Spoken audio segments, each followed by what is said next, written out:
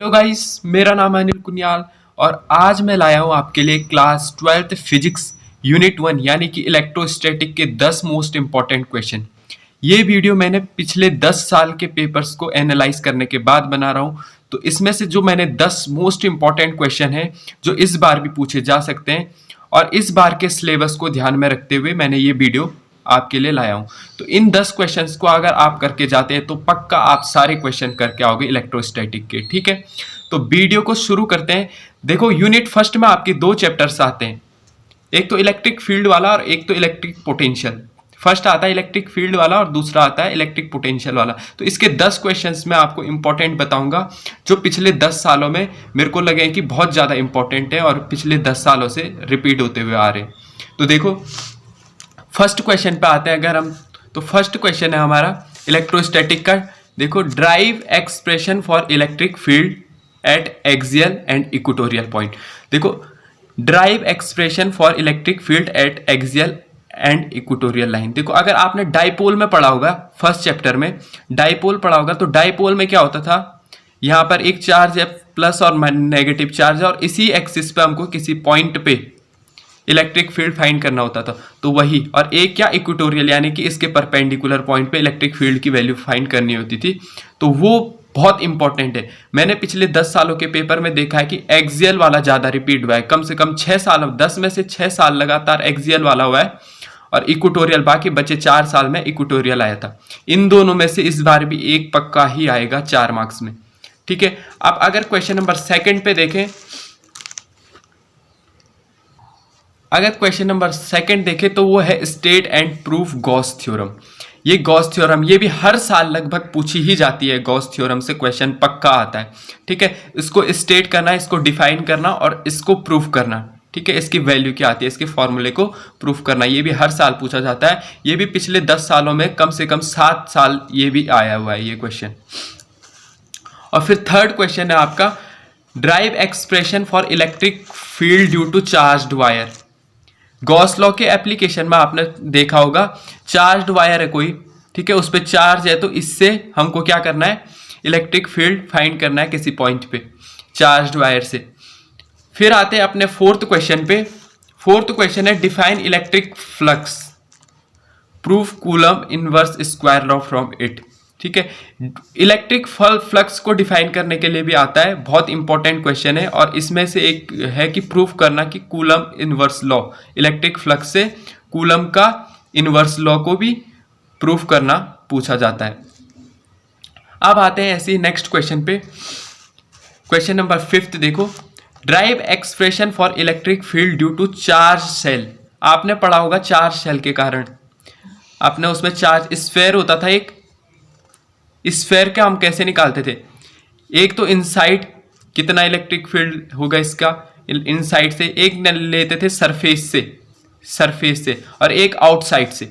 ठीक है, inside, surface और आउटसाइड से कितना इलेक्ट्रिक फील्ड को ड्राइव करना, ये बहुत ज़्यादा इंपॉर्टेंट क्वेश्चन है ये भी। ठीक है, स्फेयर से इलेक्ट्रिक फील्ड को क्या करना, निकालना, कहाँ पर, सरफेस पे, इनसाइड और आउटसाइड किसी स्फेयर के। अब आते हैं नेक्स्ट क्वेश्चन। गाइस, अगर आपको वीडियो अच्छी लग रही है और अगर आपको और यूनिट्स की भी वीडियो चाहिए ऐसी ही, तो मैं आपके लिए और वीडियोस भी लाऊंगा। ठीक है, सारे यूनिट्स के इंपॉर्टेंट क्वेश्चन पिछले 10 सालों में जो रिपीट होते हुए आ रहे हैं। तो देखो, क्वेश्चन नंबर 6 है drive expression for potential energy stored and torque acting on a dipole. देखो, पोटेंशियल एनर्जी हमने पढ़ा था, ये कोई फील्ड है और इसमें क्या रख दिया है, डाइपोल रख दिया है, किसी डाइपोल को रख दिया, डाइपोल को रख देते थे,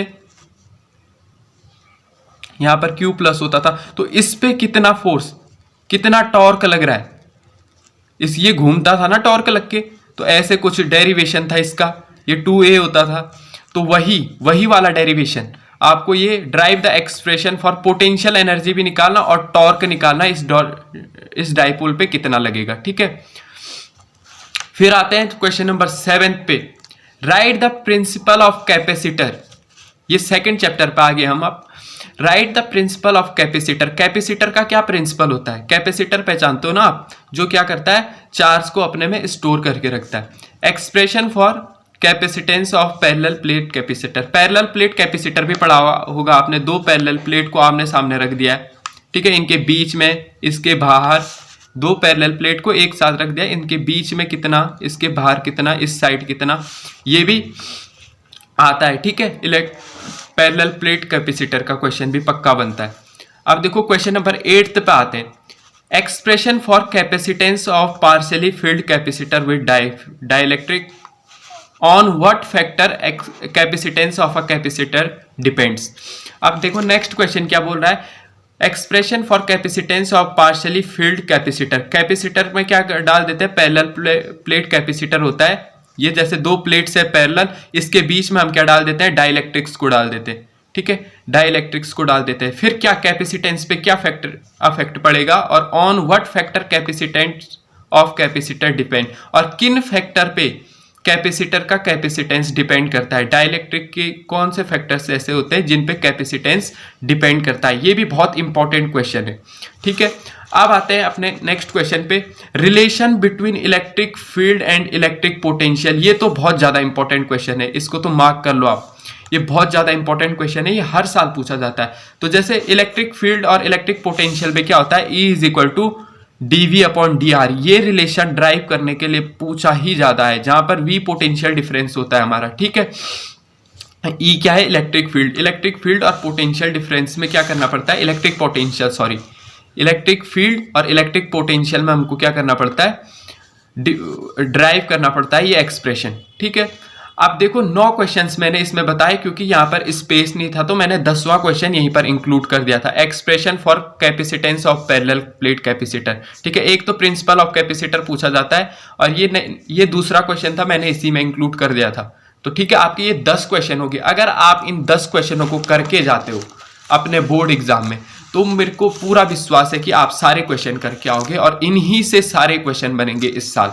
और मैंने इसी साल के सिलेबस को ध्यान में रखते हुए इस वीडियो को बनाया है CBSE बोर्ड वालों के लिए। तो अगर आपको ये वीडियो पसंद आई, और अगर आपको दूसरी चैप्टर्स के भी ऐसे ही वीडियो चाहिए इंपॉर्टेंट क्वेश्चन के, तो कमेंट में ज़रूर बताना, और आपको वीडियो कैसी लगी ये भी ज़रूर बताना। Thank you.